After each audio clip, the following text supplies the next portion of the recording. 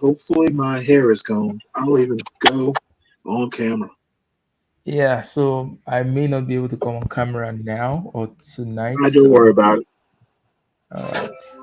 So, hey guys, welcome back to Critical African Thinkers. As you know, this is a place where we examine everything under the microscope of logic to ascertain what is most factual and logically consistent.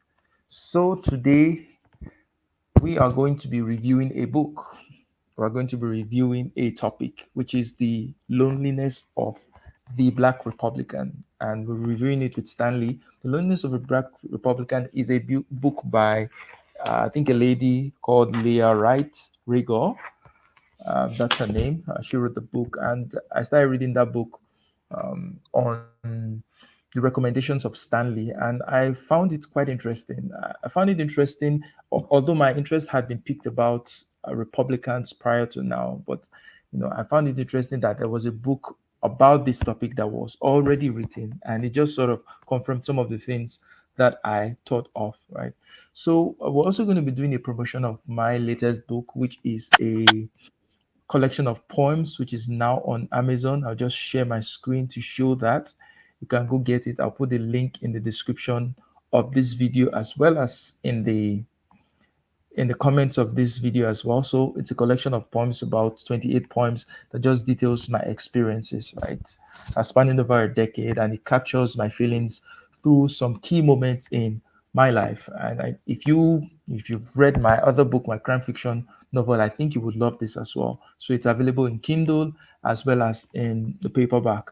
So you can go get it and let me know what you think about that book. So now that we're done with that, let's get right into the meat of the conversation, the By the loneliness way, of I'm halfway Black through the book. Republican. We are halfway through the loneliness of the Black Republican. No, no, no, no. Through your book of poetry. Oh, so what are your impressions so far? Um, it's very Raymond Carver-esque. Um, Uh, strikes me as more prose poetry. Um, mhm. and that's a whole nother show. Raymond Carver is actually one of my favorite authors, believe it or not. Mm. But anyway, um, I'm, I'm, yeah, I'm, I'm glad you think got that it. maybe we can do a show about it. Yeah, we can do that. Because So actually, let's go to no, go ahead. let, all right. So let's go to the loneliness of the Black Republican, and I'll just give my introduction. Right, that in my limited experience, I find that the Black Republican seems to be in a uniquely difficult position. I mean, he's torn between his conservative principles and affiliations, and the not so welcoming attitude to blacks displayed by the Republican Party. Now, whether said hostility to Black people hold any merit is what we're here to discuss today. And I'll read a series of quotes from the book, The Loneliness of the Black Republican, and get Stanley to react to them.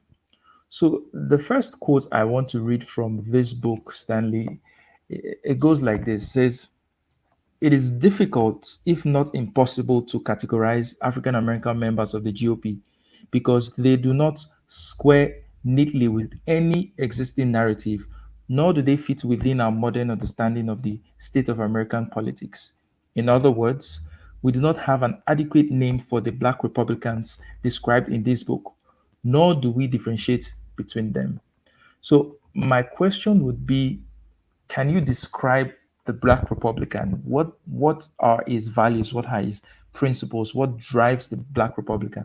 I know there are Well, Black Republicans like Glenn Lowry, but based on this quote, how does this sit with reality um, in terms of what drives the Black Republican?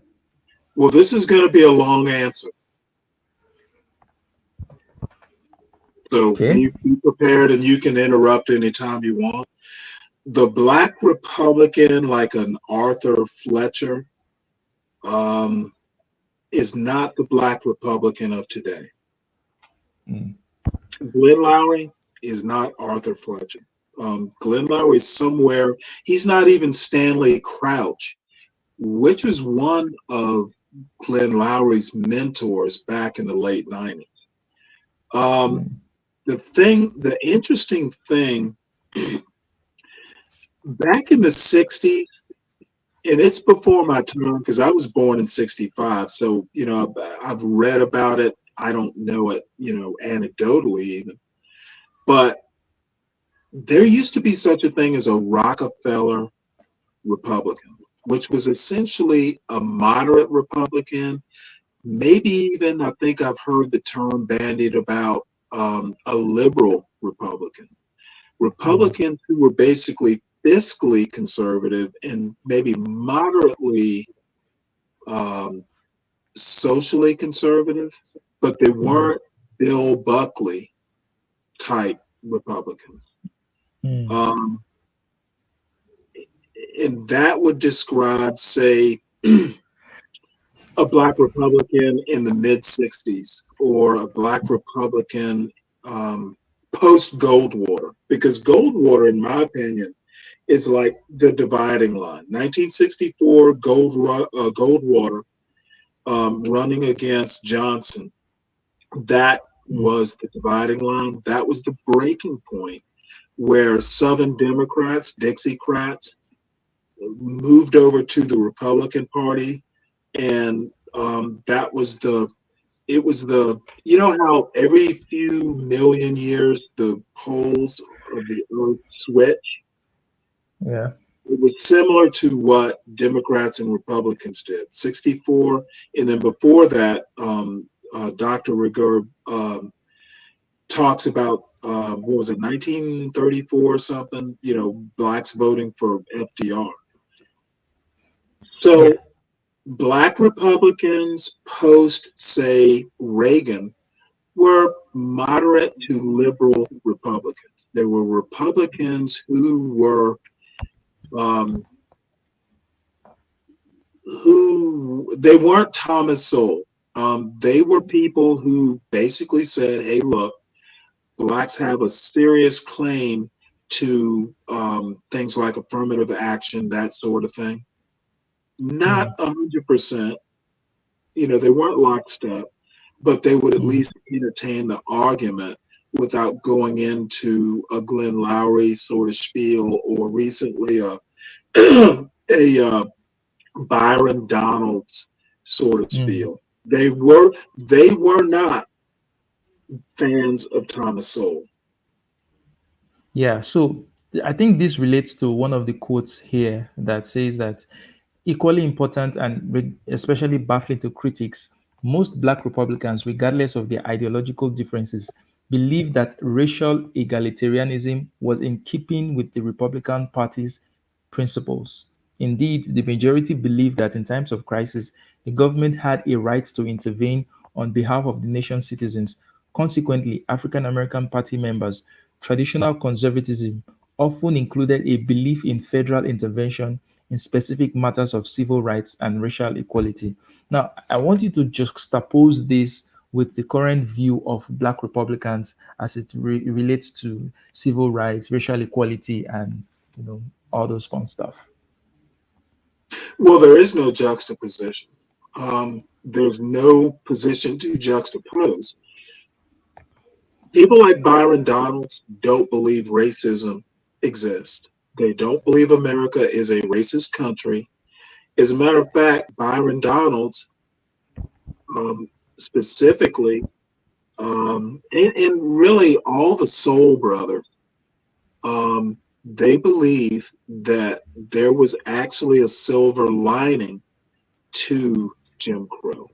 And at the extreme, on the fringe, there are people like a Thomas Sowell who thinks that there's a silver lining to African slavery in America.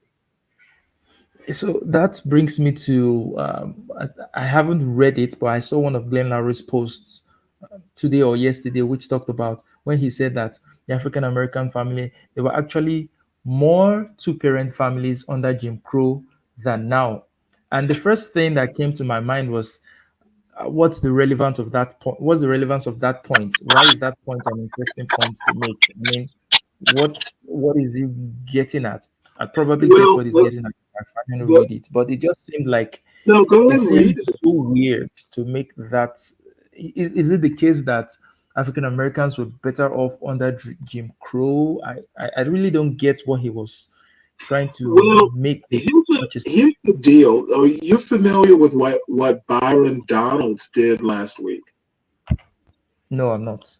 Okay, well, I'll send you the clip at some point. Basically, Byron Donalds made the same point um, um, like 7 days ago at some, public thing. And Joy Reid, he was on Joy Reid's show and several other shows, kind of defending the statement. And here's the deal. His specific point was that marriage rates were higher under Jim Mm, Crow. Now he's being accused of saying, well, life was better under Jim Crow. He didn't okay. specifically say life was better. He said marriage rates were better, right? Yeah, but what's the point of Now that where assertion? I'm going to go with this is two ways. One of them will answer your question.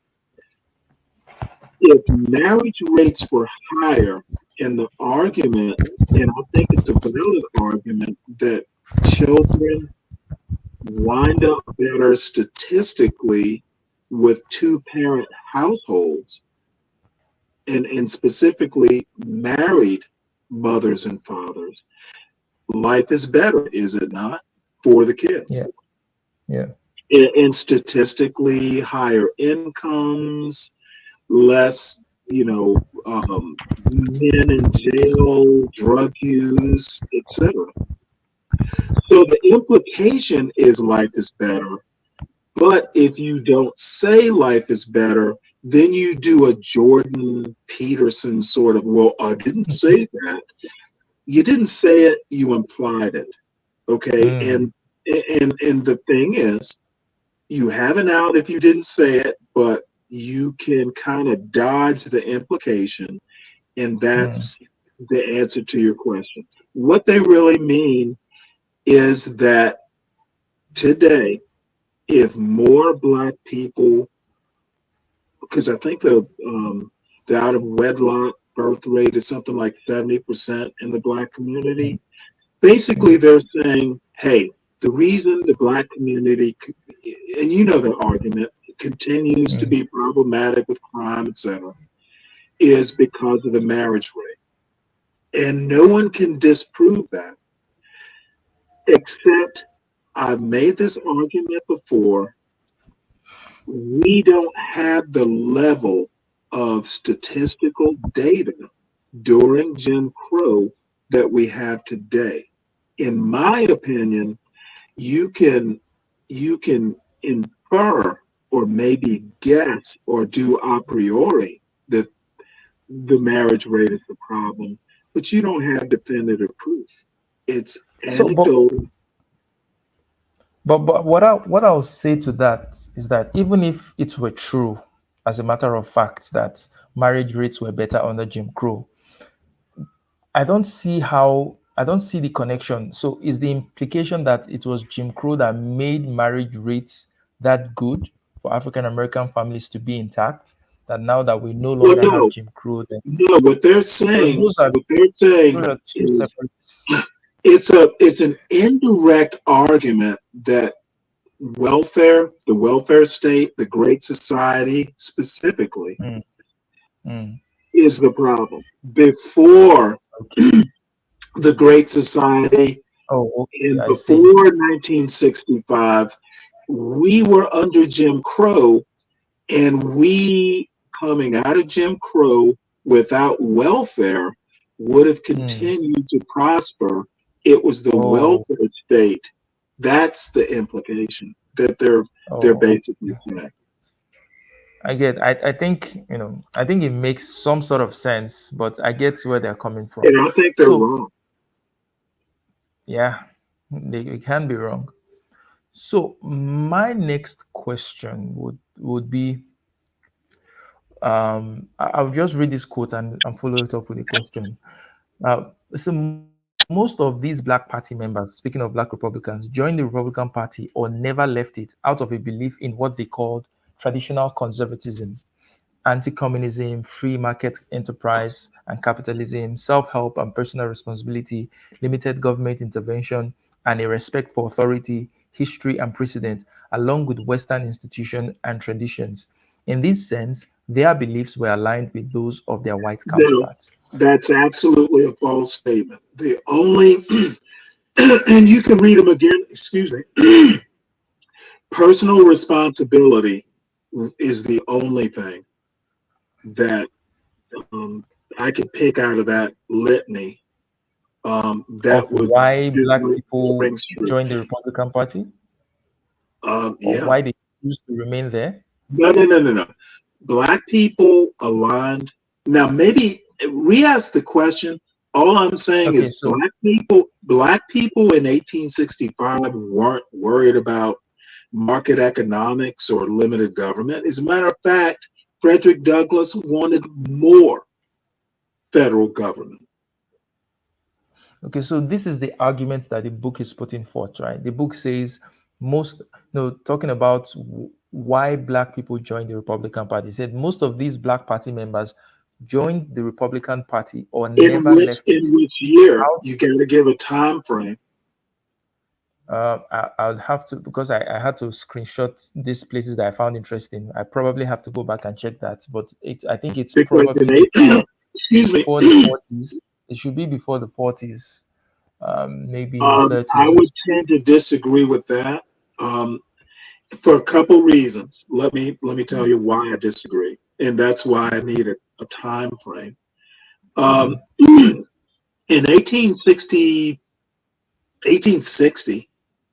mm, um, or excuse me, 1859, thereabouts, mm, Frederick Douglass wasn't a Republican because he cared about market economics.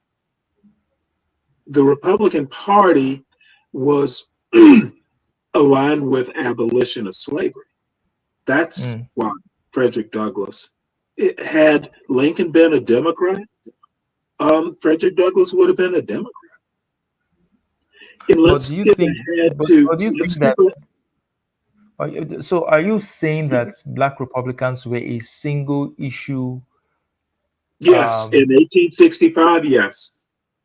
well, we're talking about Yes, the absolutely. I'm 1930s. not going to even qualify for obvious No, reasons. I'm saying from 1865 to the 1920s to 1930s, No,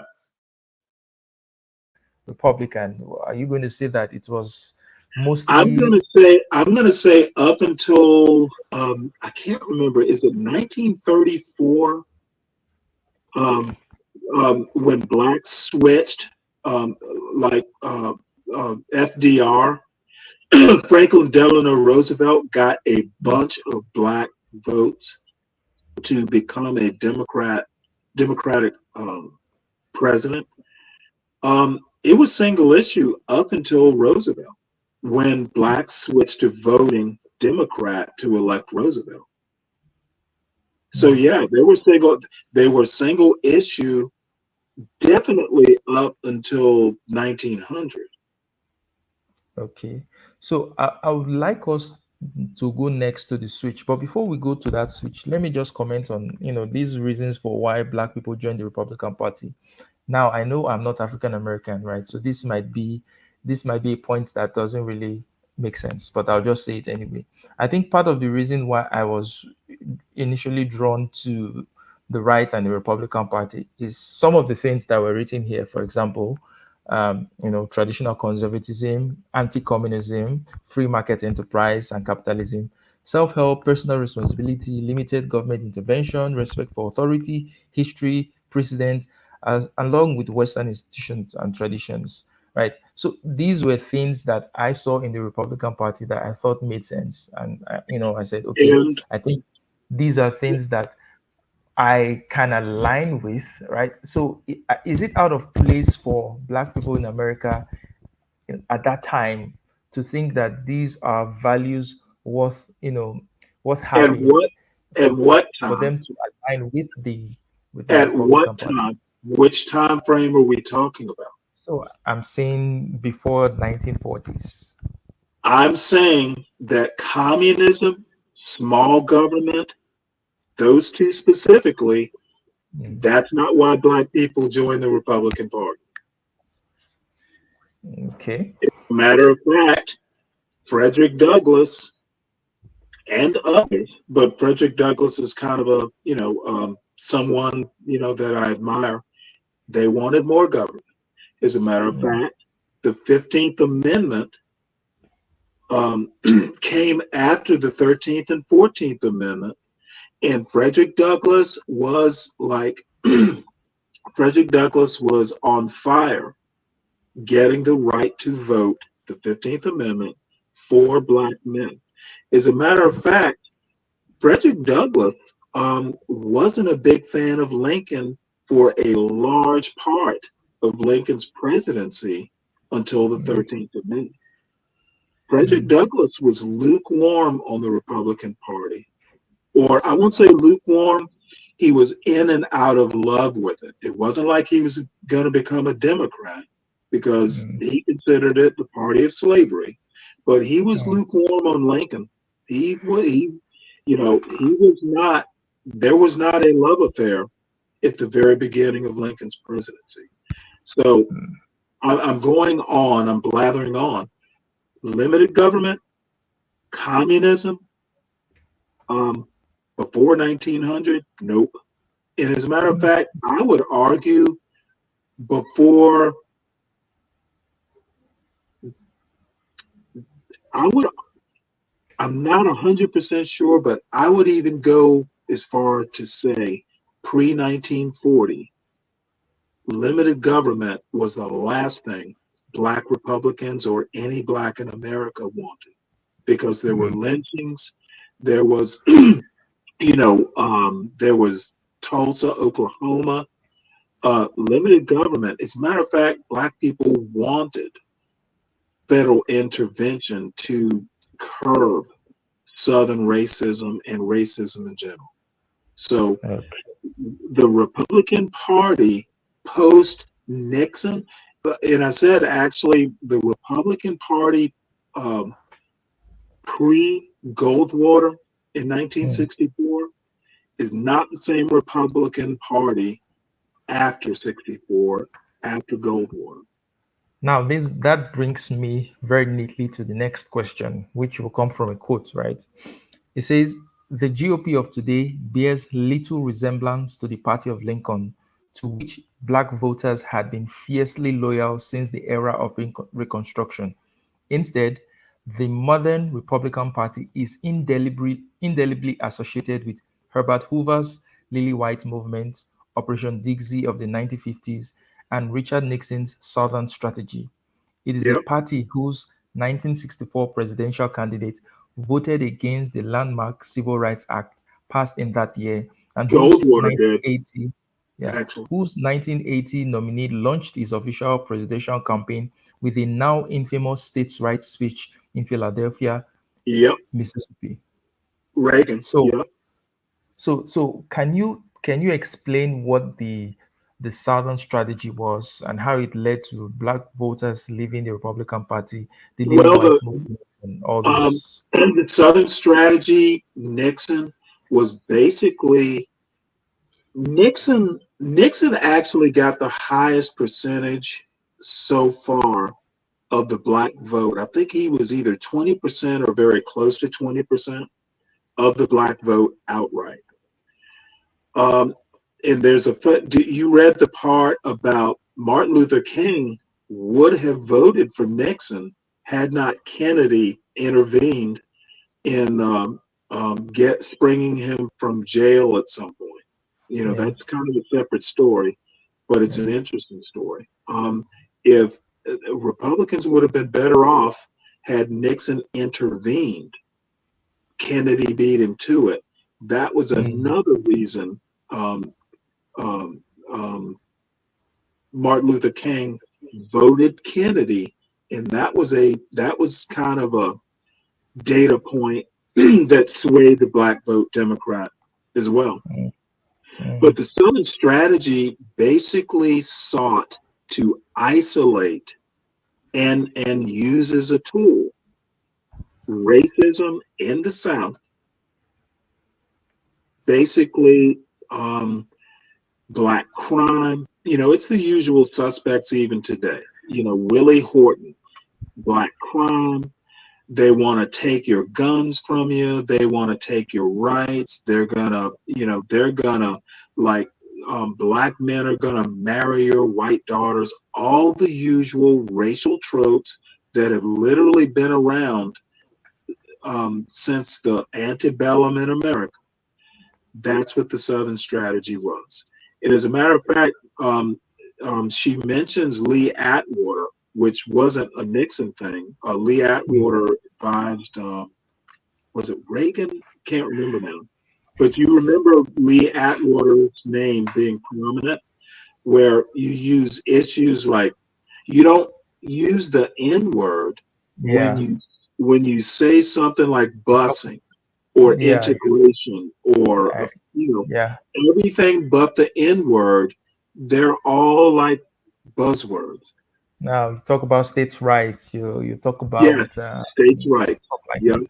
yep, Yeah, yep. I got that point too.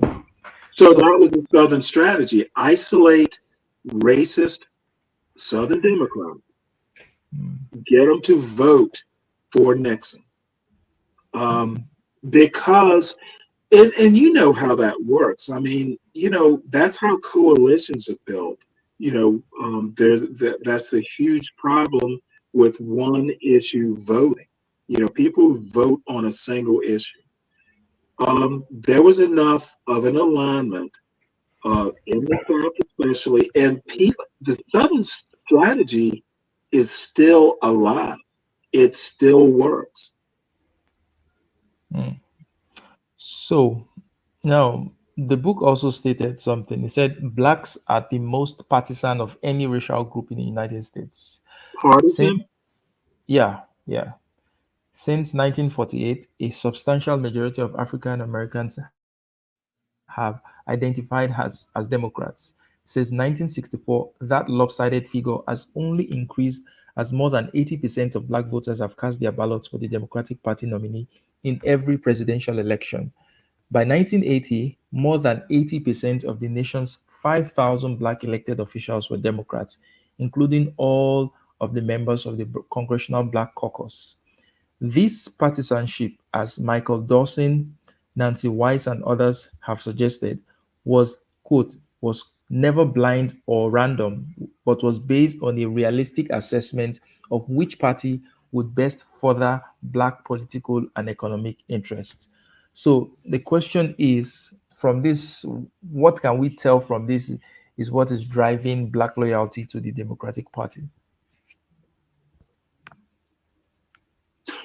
You're asking me? Yeah. Republicans tolerate racism. That's literally the single biggest issue as to why blacks don't feel comfortable, even because you've heard blacks tend to be fairly religious on the Yeah. whole, therefore conservative. Mm, The only reason, now this is my opinion, the only reason Republicans aren't more competitive is they embrace racists. They look past racist behavior. And when it comes to systemic racism, they are institutionalists. mm. And for And people like Glenn Lowry who think institutional racism doesn't exist, he knows it exists. mm, It's a pose, in my opinion. Republicans, and you don't have to be a racist. Well, this is a complicated point. mm, And especially in my mind, if you tolerate or look past racist behavior, you are a mm. racist. But not everyone agrees with that point. The So they Republicans, The Republicans not only tolerate, sometimes they embrace people who are openly racist. So I don't know if you've seen this girl who is going live or who is going viral on social media right now. She's a white girl who, she basically said the N word cavalierly in Oh a. yeah, yeah. Yeah. So there's been a lot of backlash to her, and even many Black Republicans have joined in with the backlash. And this is something I see all the time on Twitter, right? Where Hmm. Black Republicans are put in a very awkward position because they know this thing is offensive to Black people, and at times they call it out. And when they call it out, their audience begin to attack them like they are now playing the victim. They are now. I'll give an example of uh, Anthony Brian Logan, right? ABL, who is a conservative black commentator on YouTube, right? He Right. made he made something about that. He made a post about that, and people got up on him on it. And Zeke Akam actually said this. Also a black Republican. He said the saddest part about this is my DMs have been crazy ever since I commented on Radio Genoa's post and subsequently Joey Marino's post about their anger and distaste for black men dancing with Polish women. I've got RG's followers calling me a traitor and calling me racial slurs because I didn't joyously agree with them on their anti-interracial relationship stance. But then I've also got black leftists with the I told you so comments, which I can't even combat. So maybe I'll take a break from this, go hang out on IG for a while. Right wingers will treat you like one of the good ones respect until you respectfully disagree on moral issues. Now you're just like the rest. Sometimes a break is needed. And then he says this, officially I'm still pissed about how the whole thing went down. A couple of people I had a lot of respect for on this platform disappointed me with their overt racism, but getting the message out there is the greater good. Trump has to be elected in order to save this country. Me getting pissed over some right wing racism will be addressed later. So, this is a black man who is putting himself like he's torn, right? Part of him wants to get Trump elected because he thinks that is a bigger fight. Now, the other part of him is struggling with the overt racism in quote unquote the Republican Party and many Republican people that he follows or used to respect or respected a lot. He's disappointed with their racism, but he somehow is putting that at the back seat and saying this is not as important as the other issues. So this Right. is this is kind of the kind of difficult position or situation I think black Republicans find themselves in um, many times. Because if at all they get to call things out like this, they will be accused of playing the victim or just being like they are the other blacks. They are no longer the smart blacks. They are no longer the good blacks. They're no longer they're just like other blacks who want to cry racism, racism, racism all the time. So it's tough being a black Republican, actually. And I think I would tend to disagree with that point. It's easy. It's it's difficult being a black Republican with a soul. It's Mm. difficult to be a black Republican with your eyes open. It is difficult to be a black Republican and actually read history books. It Yeah, is but difficult. but that's but Let me but this finish. question. Let me Okay. finish. It is difficult being a black Republican and accepting your your accepting that your colleagues don't view racism like you do. Mm. The bottom line is if you think there are bigger issues than racism in America, there are more immediate issues, there are more pressing issues But America has been a racist country. It's constitutionally racist. Mm, Racism affects not just Black people or BIPOC people or whatever you want to call them. Racism affects white people just in different ways. mm, So for a Black Republican to say it's more important to elect Trump because racism can be put on the back burner, my response is pretty much almost everything I can think of in America can be connected to racism, even if only anecdotally. And for mm, it's difficult to be a Black Republican who doesn't ignore stuff. mm, If electing a a racist is more important than addressing racism in America, that to me just seems insane. Trump is openly racist. mm. Okay.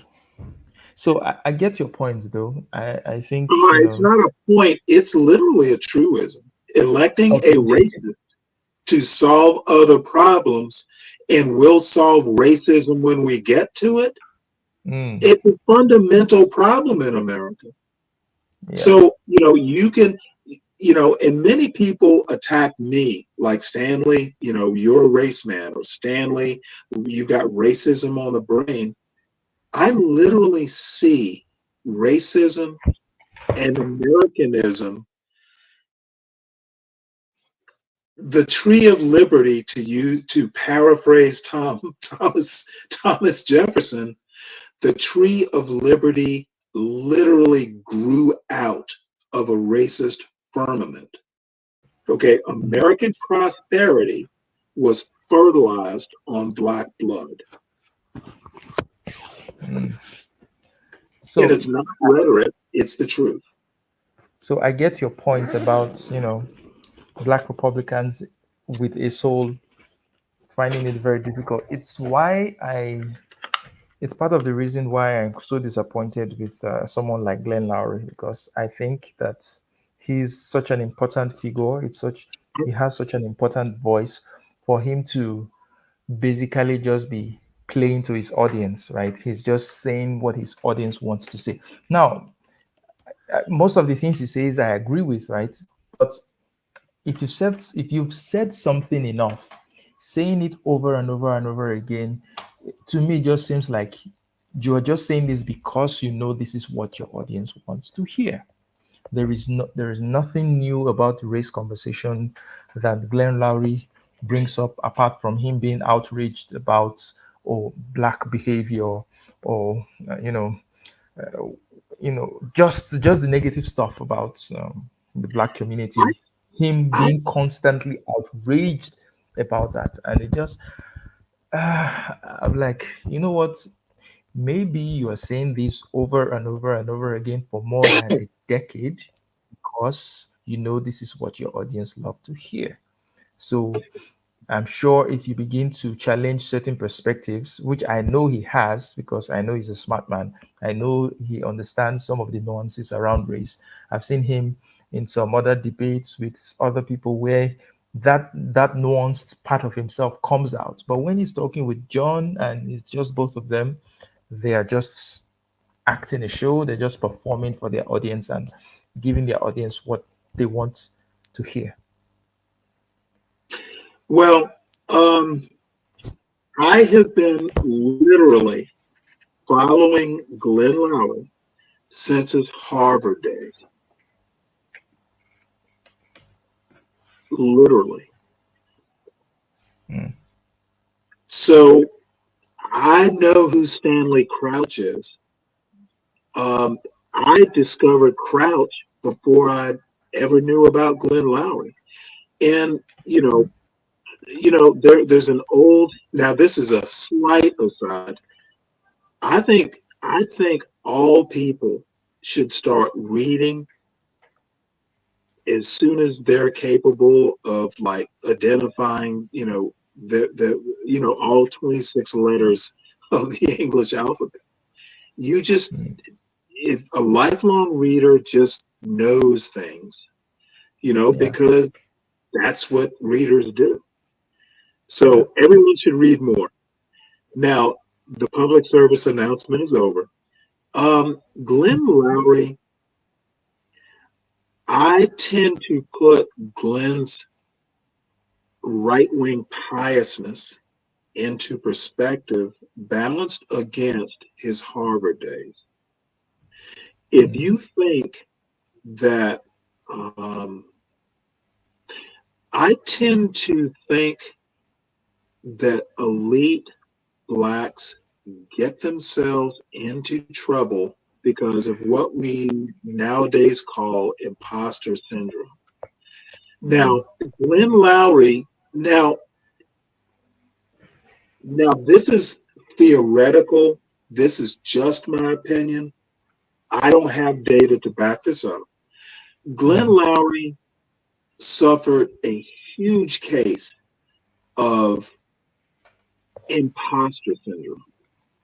Okay, mm, he was the youngest black tenured professor, I think, in Harvard's history.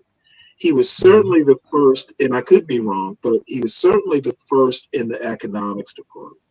The mm, dude is a heavyweight. Yet, if you read, I guess it was a New Yorker article or something like that, he mm, felt that he couldn't perform. He felt mm. he like a fish out of water. Yeah. Therefore, he turned to drugs and wedlock and acting all hood. Now, this dude is a tenured Harvard professor in a STEM, arguably, and I tend to agree, economics, especially his branch of economics, it's a STEM field. It's Mm, basically theoretical mathematics. And he got there, yet he felt black.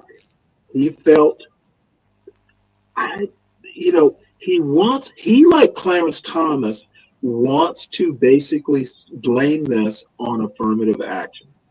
If he had mm, earned it like in a truly meritocratic way, he would have been older and more established. The only reason he got tenure was because he was black. Therefore, you mm. blame it on affirmative action. They brought me up too soon. I call bullshit. Yeah. I call bullshit I'm too. saying, I'm saying it wasn't an affirmative action problem. And the same thing with Clarence Thomas. It was not an affirmative action problem. They're both victims of racism. Racism made them doubt, not affirmative action. Affirmative action was why you got the job. Let's make that, arguable point. Yeah. But the motherfucker was a MIT economics graduate. Yeah. He got through the program.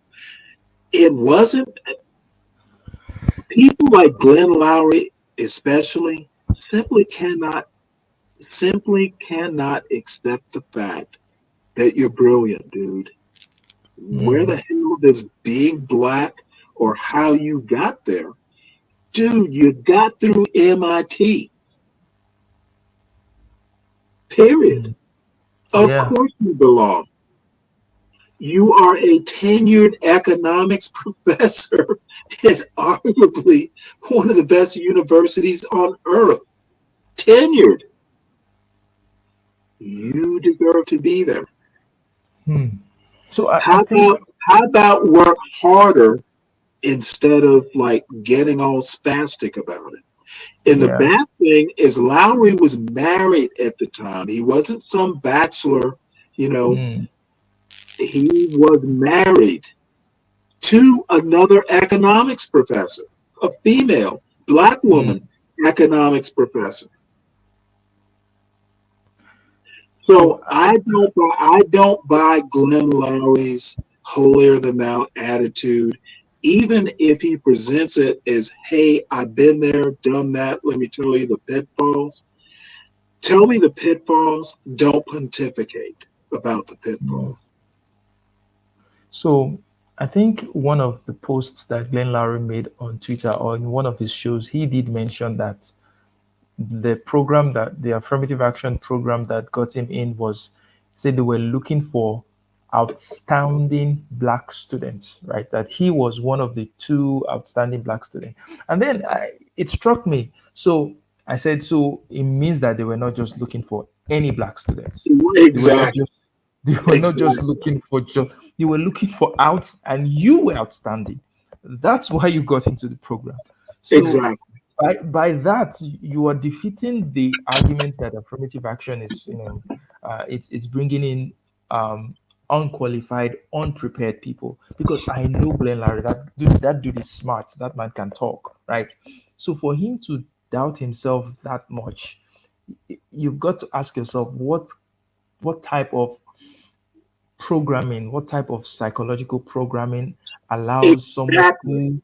who is so good, who is so smart, so intelligent, to doubt his own self, to think that he's less than capable, right? To And, try and and blame something else. It's crazy.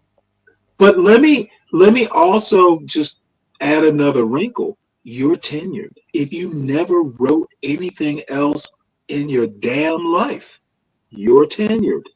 Mm, And in academics, what if you didn't produce? You're tenured. Be a good teacher. mm, But I think teaching wouldn't be good enough for him. In my argument, and I've already said it, and I think you agree, affirmative action wasn't his problem. Affirmative mm, action was not Clarence Thomas's problem. It was mm, imposter syndrome.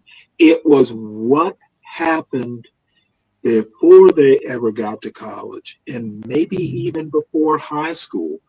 And Clarence Thomas in particular, now that we're talking Republicans, um, he went to Clarence Thomas grew up like at some point in time, he grew up in the same Black Catholic community that I grew up in. I think I've told you this before. I know people who knew Clarence Thomas as a young mm, man. mm, And I went to an all boys Catholic military school that was maybe 5% Black out of 500 students at the time.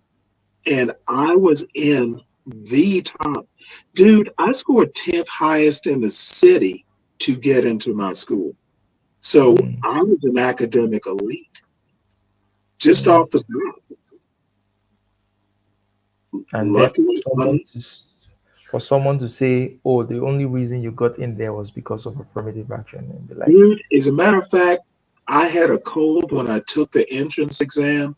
My father asked me when he picked me up on the way back, "How do you think you did?" You know what I told him? I think I failed.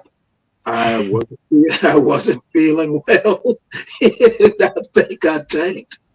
And I was okay with that, but I didn't tank. My point is, I know how hard it is to be in an all white, all boys, elite Catholic institution. And had Clarence Thomas's problem was he grew up in an environment that wasn't as nurturing as mine. mm, My father, my mother, um, you'll never hear me. Now, of course, as a teenager, I had my problems. They weren't perfect parents, but dude, I don't know if I would have gotten through high school in that kind of pressure cooker had I mm, not had them. So yes, I know the value of a mm, two-parent home where the focus is on raising good kids. That's why I can be weird at times. Kids uber alles. Any Yeah. sacrifice you make it for the kid, within reason, is a sacrifice well sacrificed, you know, to be done Yeah. about it. So So, the upshot, Clarence Thomas's problem, as he claims, was not affirmative action. It was racism and the firmament that he grew up in. And no one can help it. It's no one's fault, but mhm, don't make false claims. Don't blame yeah. something that you shouldn't be blaming. And he and Glenn Lowry and Thomas Sowell, and I make the same argument for Thomas Sowell's upbringing.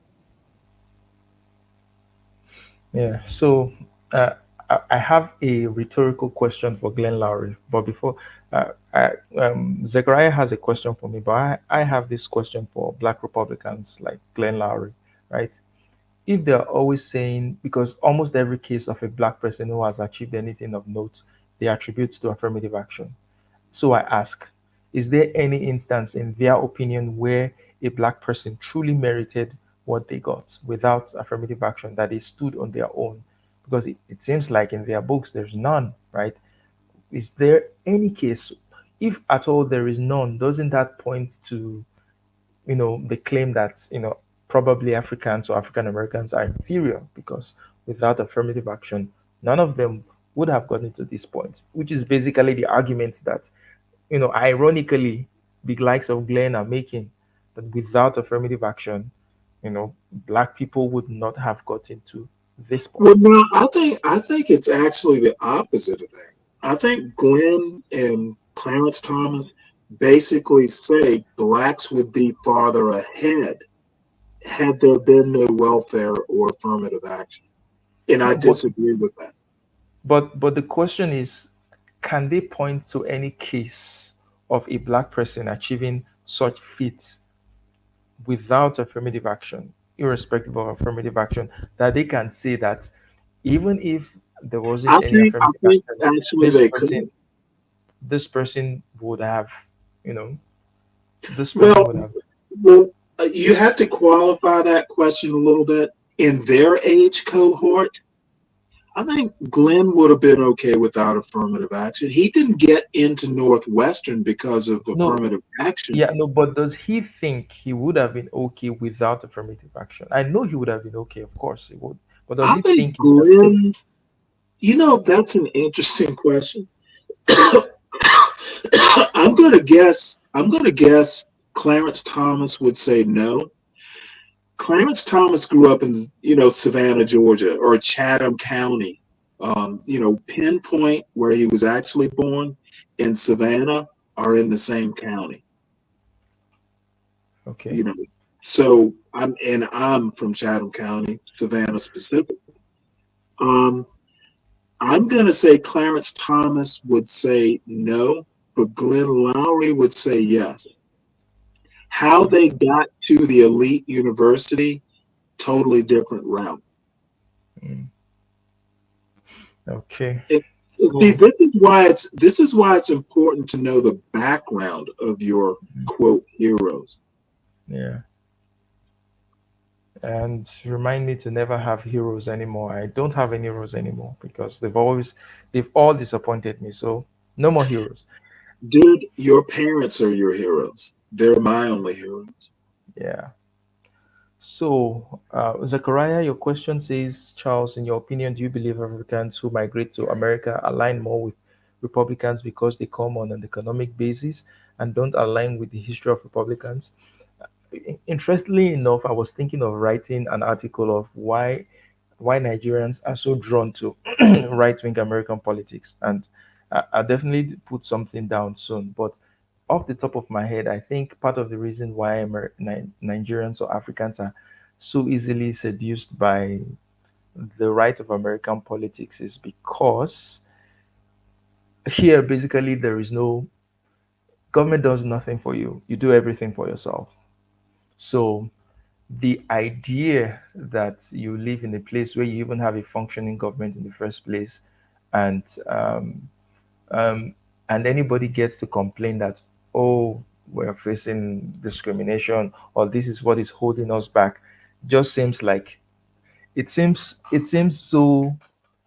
strange coming from a place where you've got to provide your own security, your own electricity, your own water, and everything, and you believe that many Nigerians will tell you that, oh, the only thing that the government is supposed to be for is to maybe maintain infrastructure and security, right? Like external security, do for yourself. So Nigerians have this bootstrap, do for yourself mentality, right?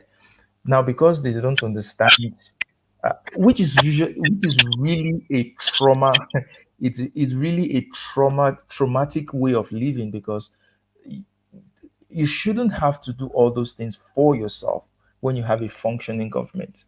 So it's more a function of the dysfunctional society they've been raised in, or they've lived in, right? And then they transpose that into American society to say anybody who relies on the government at all for anything, they are, you know, they're not taking advantage of opportunities, they're weak, they are, and all those fun stuff that they love to say about African Americans. So this is just a jumbled, I'm going to put my thoughts better in writing, but this is off the top of my head why Africans or Nigerians are mostly drawn to the right wing, individualistic, bootstrap, do for yourself kind of politics that Republicans are famous for. Well, I have a question. Where does tribe come into that? I mean, when Where you did what? say what's striking me is the individualistic, Mm, I would think that, you know, um, well, help me out here. I don't think, I hear Kenyans and, and please forgive my ignorance, Strong's. Correct yeah. me when necessary, because I'm out on a limb, talking blind. But it seems to me being a part of a tribe is important. Isn't there at least a little bit of like community within a specific area or a specific family? It's not just me as an individual, but parents, extended family. Or am I misunderstanding? Yeah, no, you're not misunderstanding. So that's actually true. There is this strong communal sense, right? So, for example, say someone wants to start a business, the go-to thing to do would be to get a loan from family and friends and acquaintances rather than go to the bank. The bank is for the big business owners and the rest, right? So even within that sense, it's still more of we are doing for ourselves, right? We live in an estate, right? We in that estate we have to employ private security to take care of the security in that place. We have to basically make drainage for ourselves, right? It's communal and it's individualistic. Individualistic in the sense that it is totally um, unreliant on the government, right? You're not even thinking, well, they're not going to do it anyway, so we might as well just do it for ourselves. So while it is communal, it is very, very divorced from government action or government intervention. So the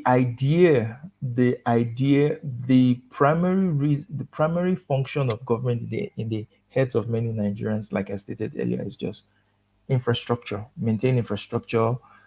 Well, if you can provide us with some amenities, fine, but let there be security in terms of the statewide security, nationwide security, infrastructure, and all those things, and every other person can do for themselves. Community can do for themselves.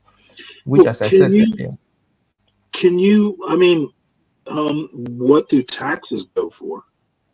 oh, If you're paying taxes into a government, or a state government, mm, or how does the tax structure work? Is there state tax, like a federal level income tax? mm. How does the Yeah, so there are state taxes, there are local government taxes, and there are federal taxes, right? So it depends. So for people living within, I think for like me myself, I pay state taxes. I think the federal government has a way of taking their tax from what is remitted to the states, right? Because you pay Okay. taxes to the states that you're resident in. If you're a business owner, you probably might also pay taxes to the local government that you are domiciled in. There are other levies and dues. So local governments, their taxes usually comes in the forms of levies and dues, signage posts, and things like that, right? Your payee, which is the pay as you earn tax, which is deducted from source, goes to the state government, right? Which also the federal government has a way of getting their share from it. So yeah, taxes are being paid. There are value-added taxes Well, from what do they go for? Infrastructure only?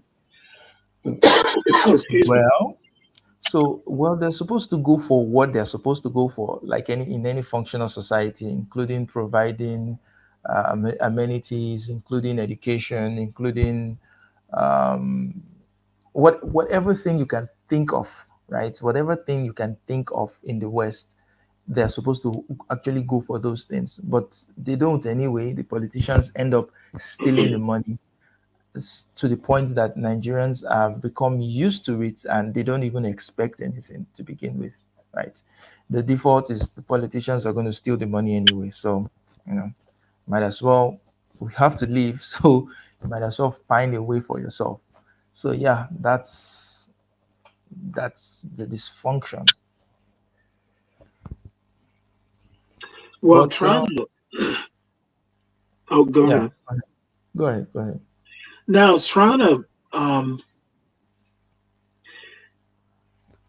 The way I see it is, everything you said about, doing it on your own, not expecting government to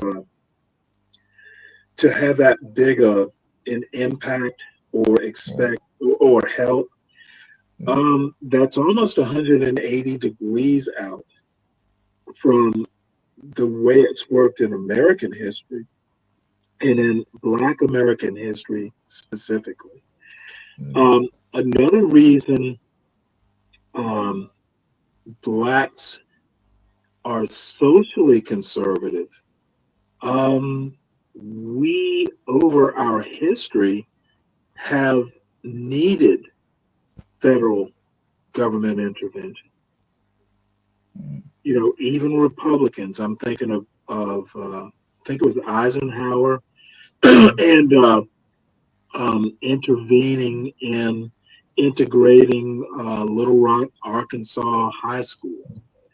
Um, um, um, Black Americans have a different idea of the role of federal government mm, than other conservative populations do.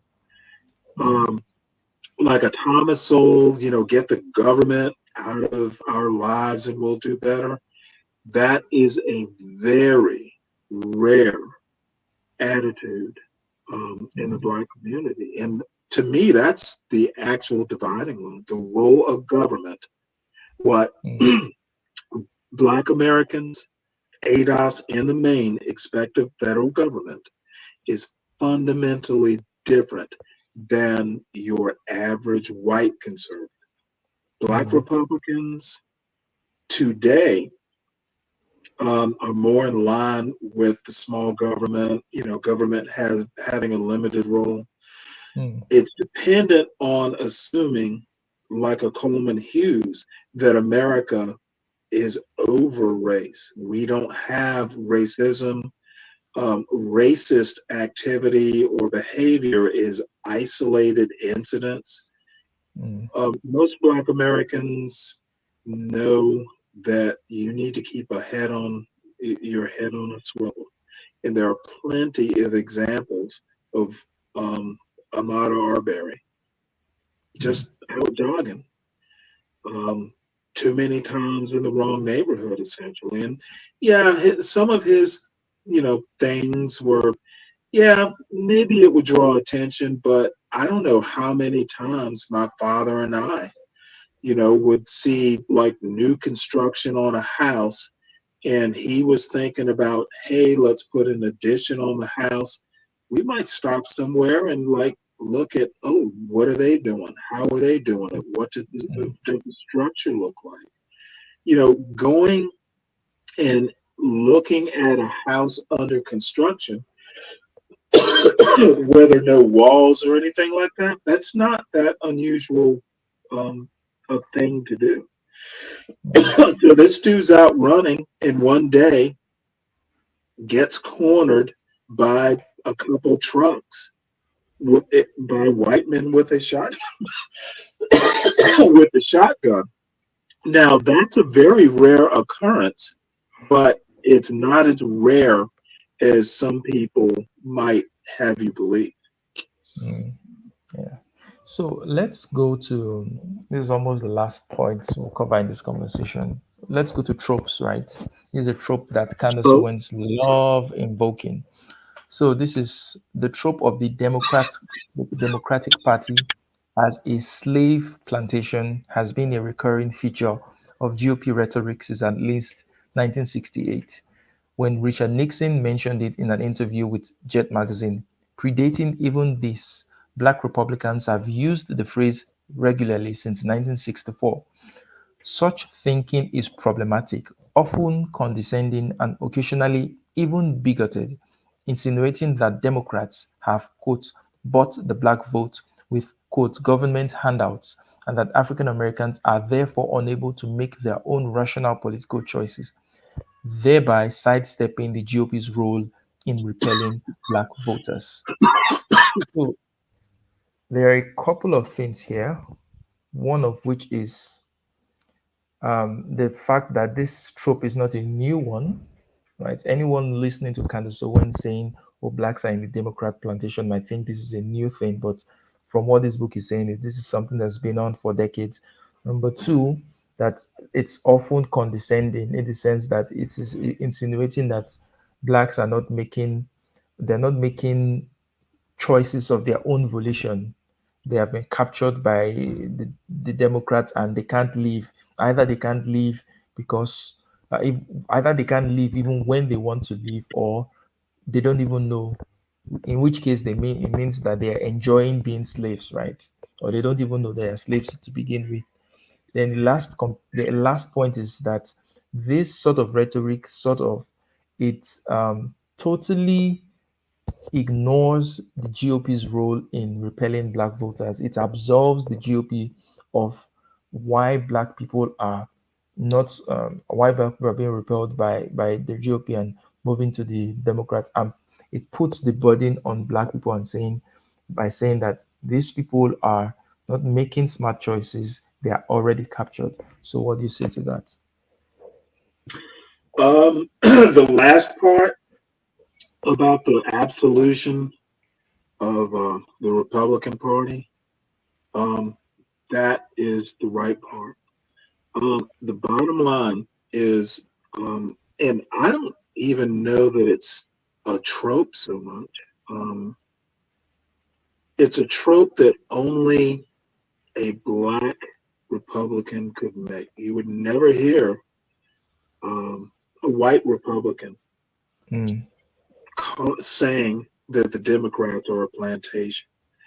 mm, Number one, they depend on a Candace Owens or a Byron Donalds or a mm, Thomas Sowell. Only a black Republican or black conservative could make mm, that point to the black community and not mm, be called a racist. And mm, oftentimes they are called, the black face of white supremacy. yeah. How many? I have never heard a white conservative say that. Have you? Mm. I don't think I have. Okay, there's a reason for that. And the prettier the face, the softer the voice, the better. It's like a velvet, a So velvet. basically, you're just describing Candace Owens. How many ugly black Republicans do you know? That no, dude, you think it is? It's only half a joke. Name me an ugly black Republican who gets on TV and makes these points. Name me one. It's only half a joke, Charles. You could come over here, dude. I tell you right now, they would change the Constitution to have you be president. Well, You I'm not so handsome right black wing Republican, you. But I'm not so right wing anymore, so I don't think they no, need that but accent. seriously, and this is another point, and it's not just a Candace. Well, Candace Owens is actually an example of this, of what I'm going to say. Politicians, left and right, Democrat and Republican, progressive, it really doesn't matter how you affiliate yourself politically. The one constant that politicians, American politicians, depend on is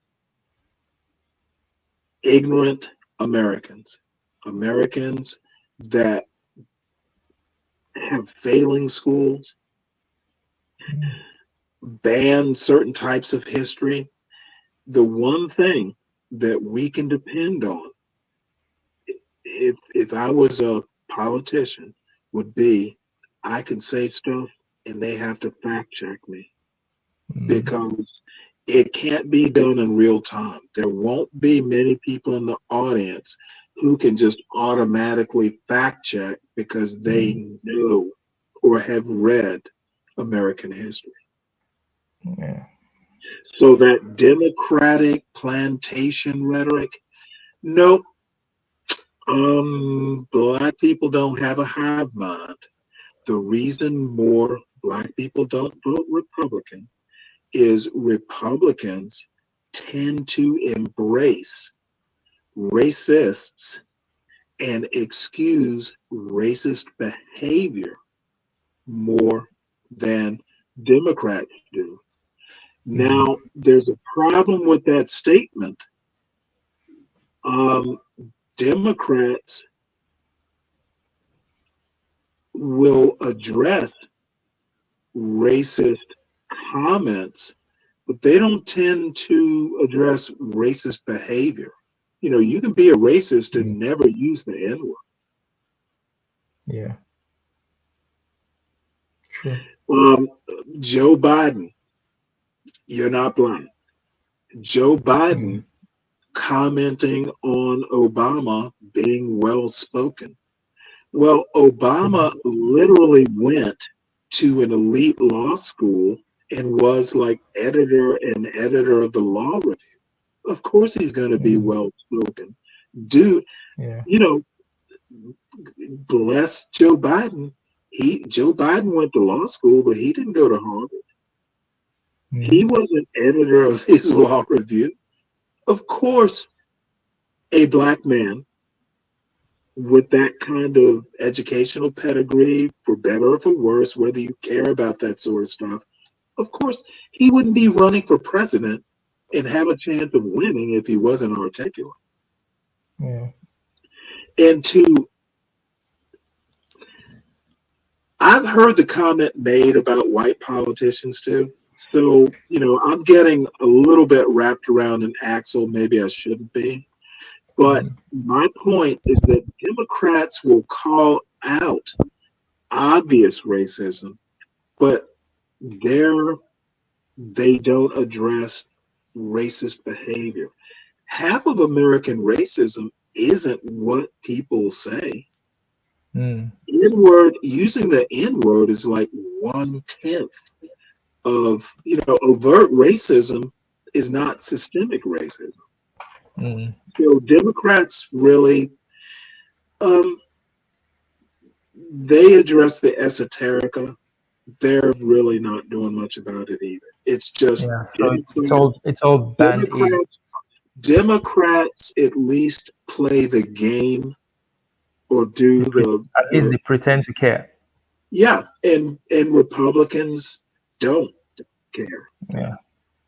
So maybe if Republicans pretended to care, they don't have to care. Maybe they would stand a chance. Yeah. True. And Excuse me. I've got a bad cold here all of a sudden. Oh, sorry. And But the bottom just line is the loneliness of the of the Black Republican. Um, they make themselves lonely. In my opinion, in Arthur Fletcher or um, um, I can't think of the Edward. Who was the Black Republican from Massachusetts? Edward. I can't remember his last name.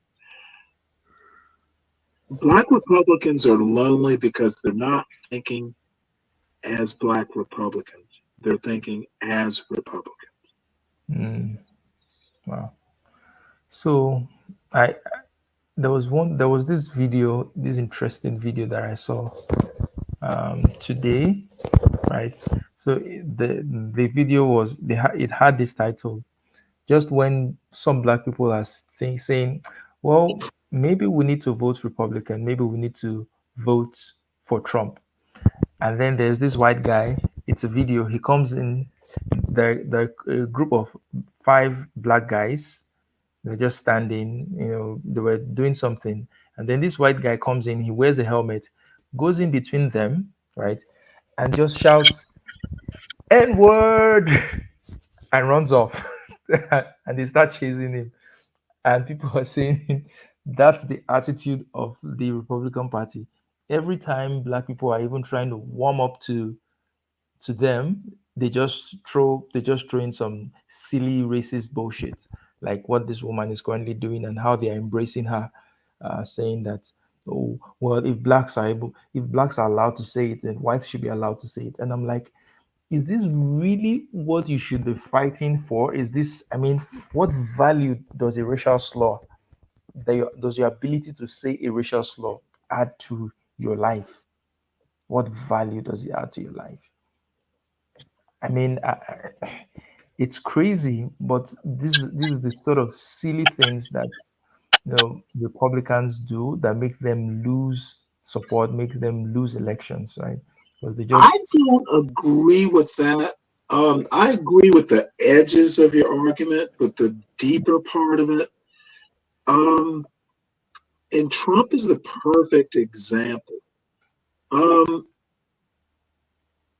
and I kind of deal. I'm a part of another YouTube community that is pretty much all black.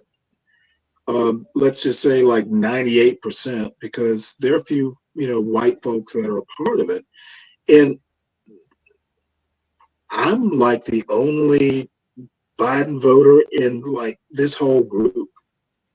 A lot of people, a lot of black people um, like Trump's swagger.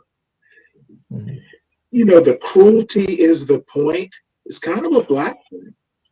mm, However, um, I tend to like to look beneath the hood. I look under the hood.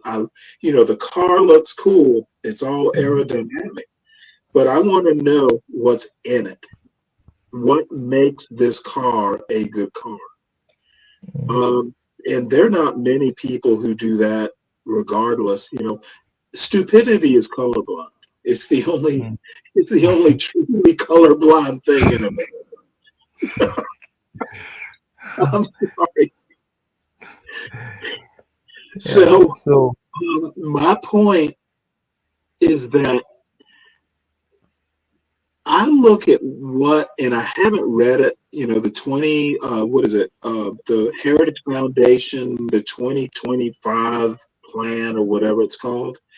It's downloadable. And as a matter of fact, I'll have free time in Savannah to do it. I will read it. But it is probably Trump's plans to dismantle the administrative state and make it more partisan. Black people don't understand how it's going to affect the Black community and other minority communities. And quite frankly, it's going to affect the majority demographic in the United States in profound ways. Okay, taking a neutral administrative state and making it partisan.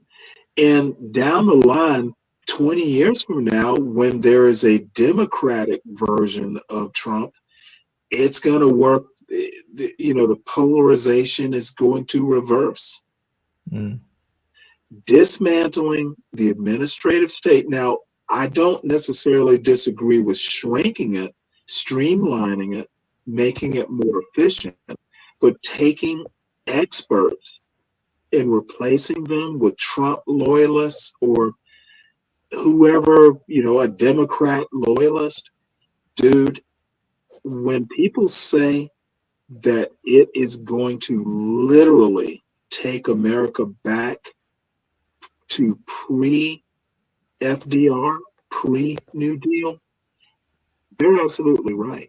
And Trump, with his swagger, is attracting, rapper types and all that stuff. Cool. What they're not doing is looking under the hood. So, to conclude, I will just read this short quote from the book and get you to react to it, and we'll be done. It says, the GOP is a party whose conservatism, to quote Robert Smith and Haynes Walton, seems to make it virtually impossible for blacks, given their history and condition, to accept. What is your response to such a quote? Impossible to accept. Yeah. That statement needs to be clarified, and I'm sure she does. Except what? I mean, like anything, there are parts of the conservative movement. If you're saying we need a balanced budget, or we need to, there's some fiscal, America needs to get its fiscal house in order. How can you disagree with that? Where Mm. I tend to disagree, and believe it or not, 30 years ago, I might have agreed with America needs to be run like a business. A CEO as president is really what America needs. America needs to be run like a household, 30 years later, no, America's not a family. Never Mm. was really. America is not a business, it's a country. Um, and the CEO, the one CEO that we have had, has been a disaster because CEOs run companies, especially if it's a privately owned company, they are the king. They are the head of that family. They do get to operate without repercussions. And Trump ran the US like it was his personal company. He had family members as senior advisors. Family members profited from him being president. Dude owned a whole hotel down the street from the White House. Trump did, the Trump family did.